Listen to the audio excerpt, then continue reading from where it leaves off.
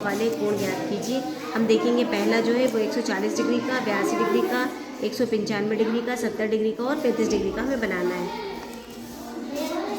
पहला हमने 140 डिग्री का कोण बनाया जो कि अधिक कोण है। दूसरा हमने 82 डिग्री का कोण बनाया जो कि न्यून कोण है। तीसरा हमने 195 डिग्री का कोण बनाया जो कि प्रतिवर्ती कोण है। अगला हमने 70 डिग्री का कोण बनाया जो कि न्यून कोण है। अगला हमने 35 डिग्री का कोण बनाया जो कि न्यून कोण है। माप का अनुमान लगाइए और फिर चांदे से मापिए। इन सभी को हमें अनुमान लगाना है और चांद से माप के इसकी माप लिखनी है। हमने देखा 40 डिग्री का कोण था जो कि न्यून कोण है। दूसरा 140 डिग्री का कोण था जो कि अधिक कोण है। तीसरा भी 140 डिग्री का कोण था जो कि अधिक कोण है। अगला 40 डिग्री का कोण था जो कि न्यून कोण है। अगला 110 डिग्री का कोण था जो कि अधिक कोण है। और सबसे लास्ट वाला 230 डिग्री का कोण था जो कि प्रतिवर्ती कोण है। एक आकृति बनाइए जिसमें 3 न्यून कोण, 1 समकोण और 2 अधिक कोण। हमें एक ऐसी आकृति बनाना है जिसमें 3 न्यून कोण, 1 समकोण, 2 अधिक कोण हो। आया जिसमें कई कोण हैं। हमें चाहिए था 1 न्यून कोण, तो यहाँ बीच में 1 न्यून कोण मिल रहा है हमें। 2 अधिक कोण और 3 न्यून कोण, तो 1 2 3। वैसे तो कई हैं लेकिन जो हमें चाहिए था 3 न्यून कोण, 2 अधिक कोण, 1 समकोण, ये षटभुज में।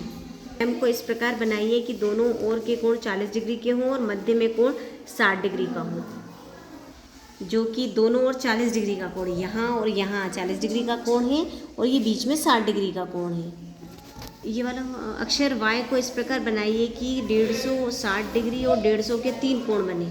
Y बनाया है हमने इस प्रकार जिसके यहाँ 60 डिग्री का कोण बन रहा है, यहाँ 150 डिग्री का और यहाँ 150 डिग्री का।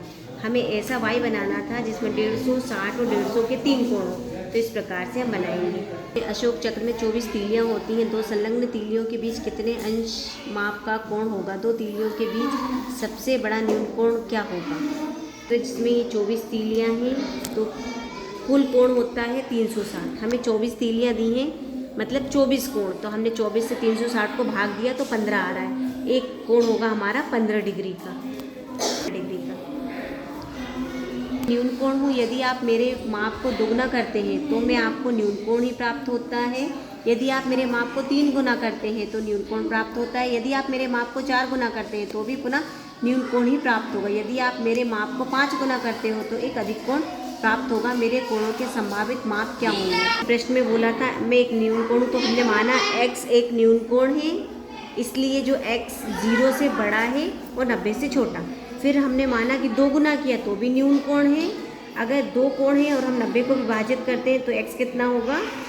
45 डिग्री। अगर मुझे 3 गुना करते हैं तो भी न्यून कोण हो। तो अगर हमने 3 गुना किया, 3 से भाग दिया 90 को, तो 30 डिग्री। 4 गुना करते हैं तो भी न्यून कोण हो। तो 4 गुना किया तो हमने 90 को भाग दिया तो 22 के बाद अगर हमें 5x एक अधिक कोण है, इसलिए 5x जो है 5 से अगर 90 को भाग देते हैं तो 18 आ रहा है। और अगर हम 5 से 90 को भाग देंगे तो ये कोण जो है 18 आ रहा है और 18 का 5 में अगर गुणा करते हैं तो 90 से अधिक आएगा। तो 5 गुना करने पे हमें एक अधिक कोण प्राप्त हो रहा है।